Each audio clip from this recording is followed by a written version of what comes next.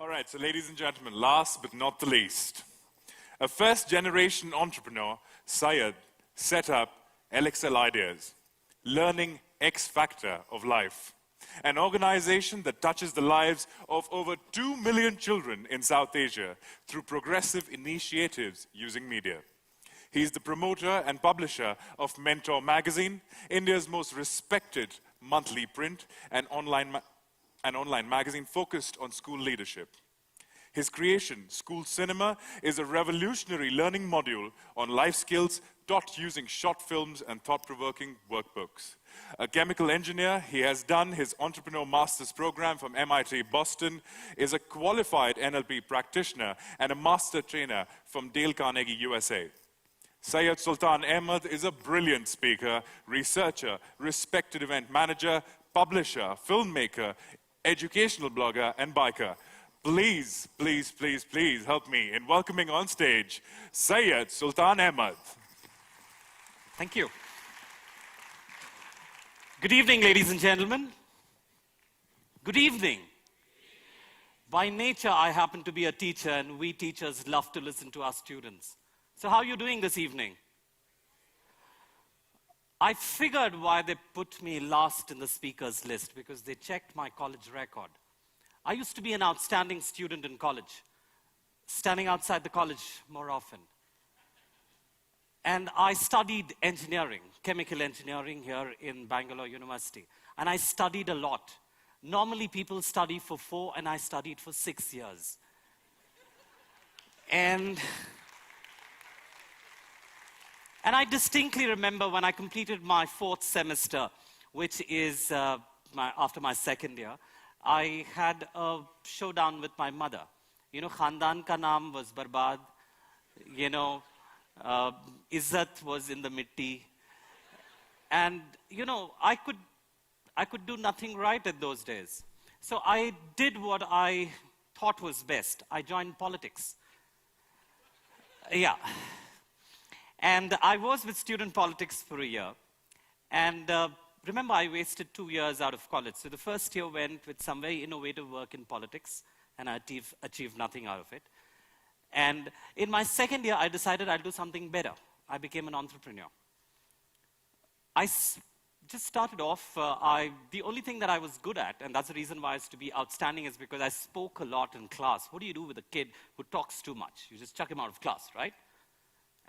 And somehow when I look back, my teachers didn't realize my talent. I get paid to talk these days. You know, and there began my journey of working with schools and colleges and in the education space. When I look at education from the outside, this is what I see. It's all about a livelihood. Everyone wants to get their kids into a good school. And once you've gotten into a good school, you need to get good grades. Once you've got good grades, you need to get into a good college with a hope that one fine day, you will get to land up a good job for yourself. Isn't that how it works? You know what's the irony? Most of our graduates are unemployable. Statistics after statistics, research after research is proof that the system that we are trying to foster, we get very excited about accessibility of education. We're very excited that we have a lot of children going into school. But the fact of the matter remains, what we are teaching them is not necessarily relevant for life. A child that goes into grade 1 in school this year, in all likelihood, will work up to 2080. Thought about that? 2080. Baba Black Sheep, seriously?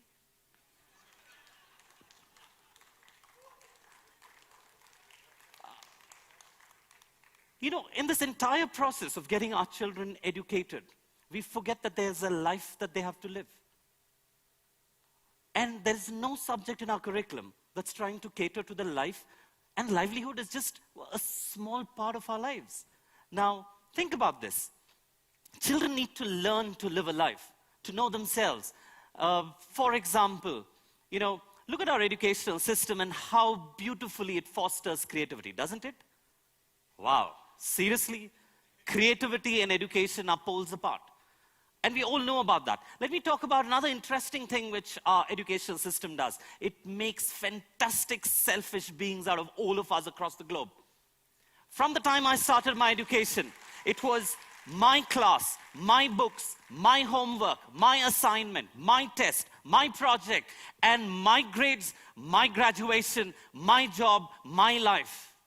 It was all about me. And look at all our cities, most parts of the world. Inside our houses, beautiful. And what have we done to our cities? That's what you taught us, remember? My house is clean. Think about it. We've made such selfish beings out of our little kids. We need to know the world that we live in. My name is Syed Sultan Ahmed. It can't get more Muslim than that. I grew up in Bangalore, and I'm extremely proud of the Christian missionary education that I got for myself. When I was growing up in an all-boys school, one of the biggest things that my friends used to pull my leg was, I used to be the shortest one in school, now that I've grown up. And it was all in fun, and when I look back, really loved my school days. I dread going to school today. Imagine a Syed Sultan Ahmed going to a school in Bangalore, and he's been called a terrorist. Seriously? How do I cope up with that? When are we ever going to educate our children and bring issues which are out there in the world, which are in the face of our kids, into our classrooms? We are happy with Pythagoras' theorem and eurekas. We're really, really happy with that. And it's really time that we not reinvent the system. I think we need to just throw it out of the window and create an entirely new one. But the challenges are many. Let's look at the way we're trying to improve our system. Education means teaching. We've all been told that every time education happens, you need to have this one figure for thousands of years who had all the knowledge and who's going to teach us. And now we are evolved. We live in the Silicon Valley of India, or maybe probably in the world. And we have a lot of digital education. Look closely at the digital education. Absolutely every form of digital education, and most of it, is trying to replicate a teacher. We believe that for education to happen, you need this one person who's trying to get us educated. I've studied in some of the best colleges of the planet, and my biggest lesson was picked up by my granddad, who never went to school or to college. I remember him distinctly telling me, I asked him, how did you make it so big in life? You never went to school or college. He said, my teachers are always with me. And I was like, who are your teachers? As a little kid, he asked me, what is this? I said, eyes. I said, what's this? I said, ears. He said, those are my teachers. And we never teach our children to listen to their own teachers. And if we had a subject which taught them to see the world around them and see things which they don't observe, they would be a lot more empathetic. If we taught our children to listen to the voices out there, we would be living in a much better world. But somehow we are happy with, content and curriculum. And by the way, educators love boring, right? How many of you think that education is a very, very serious subject? Put up your hands, please. How many of you think that education is a very serious subject? Right? And how many of you think that the governments, the society, the parents, all of us have to take it very seriously? Put up your hands, please. And that's a problem. We've taken it so seriously that children find it very boring. We've disconnected ourselves from the fact that education needs to be an enjoyable experience, otherwise you're not learning. Children learn. I've been working with kids now for almost 20 years. And here's one of the best ways to kill a subject. You know how you kill a subject? Introduce it into the part of the curriculum. I will give you umpteen number of examples of how this happens. Let's take civics. I live in the largest democracy on the planet. Let's take civics, for example. Every election is proof that all of us who studied civics for 5 or 6 goddamn years are the ones who never go out and vote. You and I are the ones who studied physical training. Remember PT? Yeah, and we're the healthiest nation on the planet. Okay, let's take yoga. I've spoken to hundreds and hundreds of children who've studied yoga in school. They've taken a vow never to practice yoga. And that's the best way you kill it. So what has the so-called curriculums done? They've introduced life skills as a part of the curriculum. Now you know where life skills is headed. They're never going to practice the other children. So to cut a very, very long story short, I've always looked at the world and tried and seen, otherwise I can go on and on talking about this, but the question is, what can you do about it? I'm not going to talk about accessibility. This is one thing that I've learned. You can't teach children. I've spent almost 2 decades working with kids, hundreds of thousands of children, and this is something that I've learned. But the interesting thing is, children learn, and they learn from experiences. Children learn from experiences that are entertaining and engaging. And as educators, if we can create that atmosphere, if we can create an experience which is entertaining and engaging, that can be a phenomenal learning experience for them. Now, I run one of the largest events companies anywhere on the planet. I work with kids, and we do events for hundreds of thousands of kids. Holics Whiz Kids, the Financial Quest, a lot of events which travel across South Asia and the Middle East are done by us. And I know that events can be a great learning experience. But what I want to talk to you about is cinema. I've always picked up short clips of films and used it as a part of my learning program. How many of you love cinema? Put up your hands, please. Oh, we love cinema, right? We're the world's largest filmmaking country. And somehow, I'm using this word with a lot of responsibility. We've relegated cinema to only entertainment. We have never used the power of cinema beyond that. And the challenge is that cinema is such a wonderful and a powerful tool. A lot of in-depth work, which me and my team have done in it. Cinema is possibly the only medium that blends audiovisual, storytelling, entertainment, and emotions. And as an educator, let me tell you, I can use any one of them to teach. It leaves a long-lasting impact. I live in a country where cinema has changed our culture, our societies. I live in a country where, when did you ever know that in Malayalam in Kerala you have a Mehndi ceremony? And in Pakistan you've got a Sangeet ceremony happening? It's all the influence of cinema. That's how strong the influence of cinema can be. So what did we do? We tried an experiment. Because there were not enough good films for children. The world's largest filmmaking country, the world's largest young population, I can bet you will struggle to name 10 good films if I give you some time for you to come up with 10 films, right? There are not enough good films. So we just set out with an experiment and we made a film. 5 years ago, never made a film ever, not even gone close to making a film. Padmavati Rao, a Bangalore-based filmmaker, made this film. It was 40-odd minutes. I took this to people that I knew best, to school principals, screened this across to over 1,000 principals across the country, picked up a learning, came back, and innovated something called as an educator's approach to making cinema. And that approach starts with research, trying to understand the issues that our children need to be addressed with. For example, bullying. Bullying is not a big issue in our schools, but ragging is. But if you have to address ragging in colleges, you need to talk to our kids when they were 10 and 11. You need to talk about issues which, for example, adolescence is something that we do for a lot of adolescent sessions happen for girls. How many boys underwent an adolescent session in school? Put up your hands, please. No, they just assume that you guys knew how to handle your adolescence. When I was growing up, I learned a lot of poems which, my teachers told me that we all need to grow up to be happy and gay. I said, yeah, we all need to grow up to be happy and gay. Now imagine a 9-year-old has a question, am I gay? How do you answer that question? Is it physics or chemistry? Is it math or geography? I mean, you need to figure that out, right? So we went ahead and made a film. Can I get some volume on this? Bring about change. And I have the topic, each one, teach one. लाली, तुम क्यों नहीं पढ़ना चाहती? दीदी, अगर मैं पढ़ूंगी तो ये सब काम कौन करेगा? And how many children in her circumstances can learn as much as her? They have to earn their daily bread. They can't afford the luxury of an education. Dad, education is not a luxury, it's a necessity. The nuns are opening some kind of free education center for the poor, and she wants to enroll Lali there.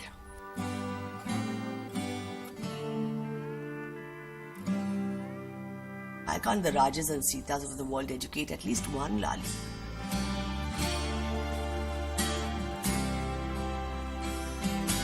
So these are all 15-minute format films.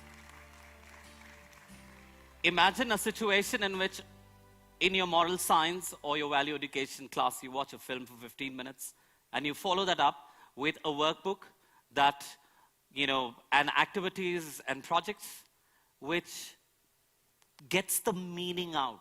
So we've made films on issues like, why do I get angry? We made films on an issue like being happy with what you have, respecting religious sensitivity or cultural tolerance. We've made a film on following traffic rules. And these films are made by some of the brightest young filmmakers in this country. We didn't stop at that, because education is incomplete if you don't educate the parents. One of the biggest challenges of education in India and in most parts of the world is an educated parent who believes they know what education is. And how would you educate them? And here's one of the formats for you. They call it the 7-year itch.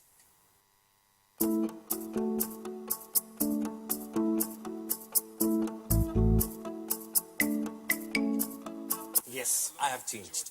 You've changed too. I couldn't help it. It's called Arya marriage. has art class tomorrow. Why can't you accept it? Damn it. Before I had So why did you get a duplicate key made? It's not the end of the world. Why You had the whole day to do your shopping. Why did And you I'm leave it not to last tired. minute? Why don't you try looking after Arya for one whole day? I don't mean it. Adhika, both. Okay, deliberately, right?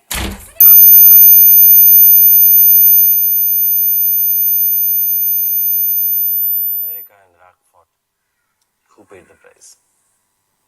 Afghanistan.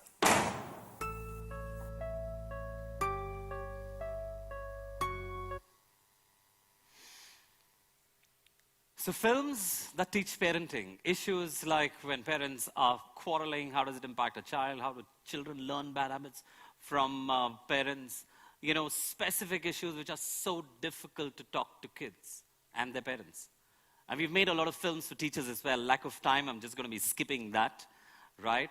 And 5 years ago, ladies and gentlemen, I had no clue what cinema was about. In 2016, as I stand here, School Cinema, the project that we started, has won 4 President of India's National Film Awards, over 200 international film festivals. And you know what's the best part? We have 700,000 children using this as a part of their curriculum. I just want to leave you with a message. Let's make education entertaining. Thank you. Wonderful.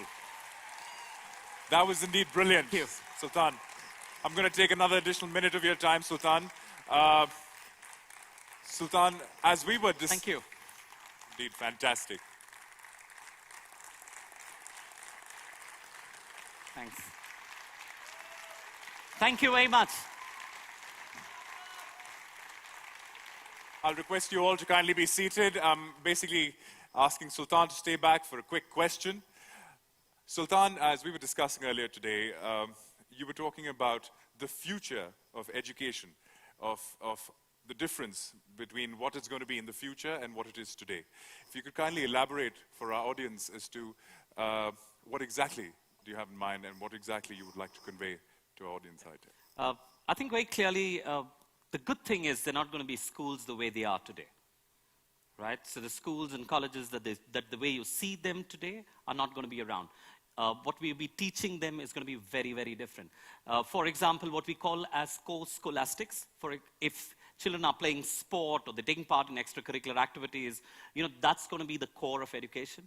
Because all this education to get a livelihood will be skill-based education, which I think any one of us can pick up online, offline.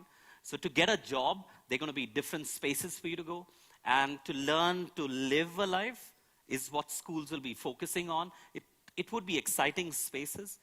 And if any one of you is running a traditional school, congratulations, you're going to be out of business soon. Right? For all those of you who've already finished studying, at least your kids are not going to go through that pain that you guys have gone through. And I'm quite confident about that. Ladies and gentlemen, Syed Sultan Ahmed, big round of applause. Thank you so much. That was indeed fantastic. Thank you.